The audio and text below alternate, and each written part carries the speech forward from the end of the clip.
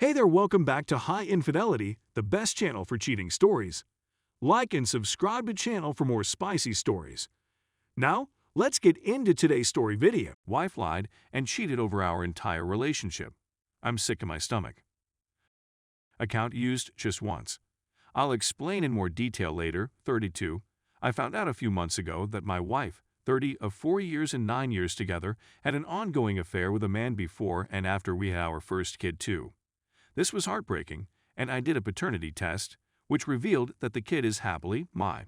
I still loved her, and she showed such contrition that we made it through therapy, and we were more open and honest, and things were mending, and trust was slowly returning.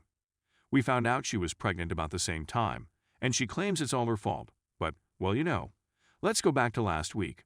Something happens, and I learn of another time she cheated on me in our relationship before we were engaged but still living together.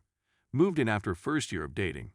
This stirs my heart since we have been absolutely honest with each other about everything, or so I thought. And, for the record, I have been completely loyal throughout. I confronted her about lying about it and demanded that she give me the whole truth about everything, and the floodgates flowed. It turns out she's been with 7 other males this entire time. 2 of them were her exes, others who she said were close friends at the time, and yep.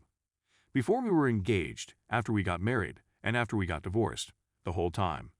Looking back, there were definitely warning signs, but I ignored them due to blind faith and the mistaken belief that I was projecting my insecurities onto her.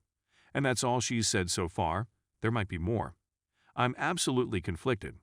She'd be on the street right now if it weren't for the kids, but she's a nice mother, and I can't abandon my unborn kid.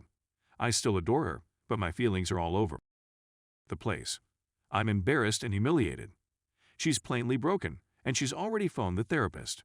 She claims she's sorry and wants this to work and all the right things, but I simply can't trust her after we went through therapy for the first time and she lied pretty much the whole time. I'm at a loss on what to do. Update. Basically, the whole comment section agreed that my wife is a jerk and a terrible mother, and recommended me to hire a lawyer, get a paternity test on my unborn kid, STD testing, expose her to family/friends, obtain a precise chronology, and so on. All of this is sound advice.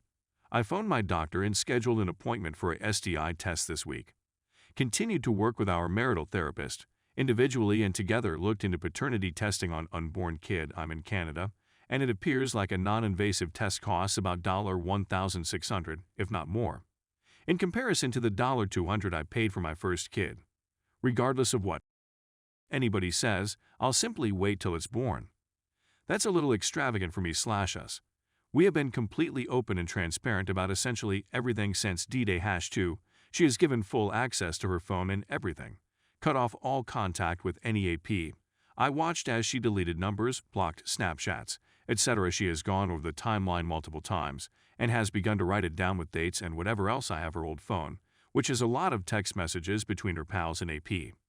We've begun going over it all together so she can put it all together and provide a more thorough chronology.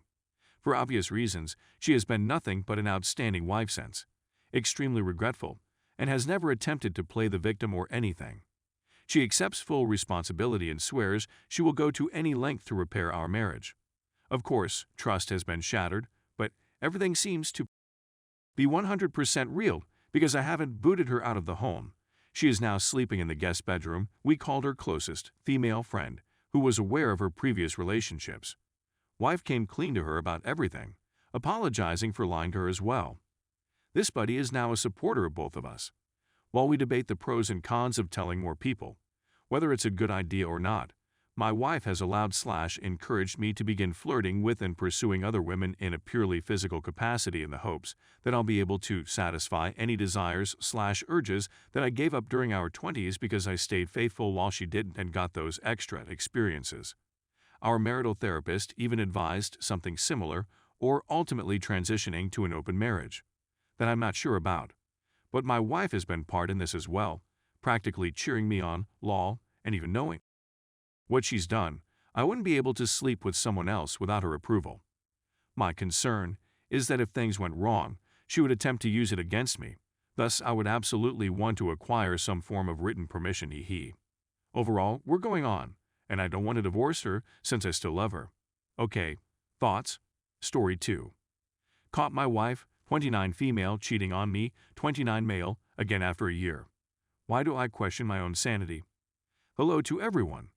This is my first post here, and I just wanted to share, gain some ideas, and rant, since I don't have another channel accessible to me right now that allows me to do so. So I really appreciate everyone who chooses to read and express their honest comments from an outside viewpoint. Background: I'm 29 male, my wife is 29 female, and we have 2 lovely daughters under the age of 4. Keep in mind that my wife is depressed, was hospitalized and diagnosed as suicidal at one time. She takes medicine, or should take medication as prescribed. Story: in December 2020, I discovered my wife having an affair. I didn't find out until a month later, January 2022, when my 2-year-old daughter handed me my wife's mobile phone, which was lying out in the living room. The lights illuminated as a result of an incoming text message. I spotted the text message "I love you" as soon as I picked up the phone. My heart sank as I recognized the name. It was a close friend of hers. Not only from that message, but also from previous communications, I felt rage, astonishment, disillusionment, and gloom. I couldn't believe I was in the middle of what I considered a nightmare.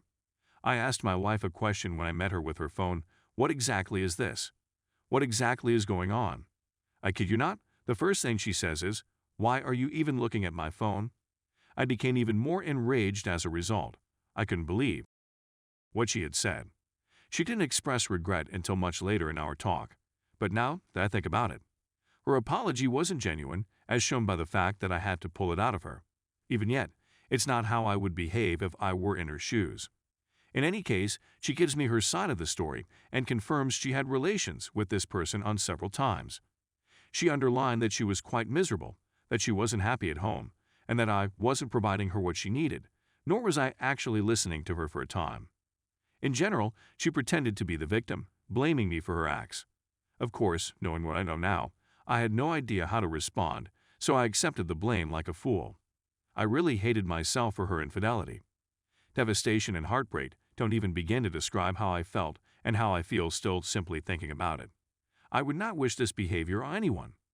1 month later, I decided that I wanted to continue our relationship and attempt to reconcile, but the only way for it to work was for her to end the affair and ban this person from all social media platforms, messaging apps, and so on.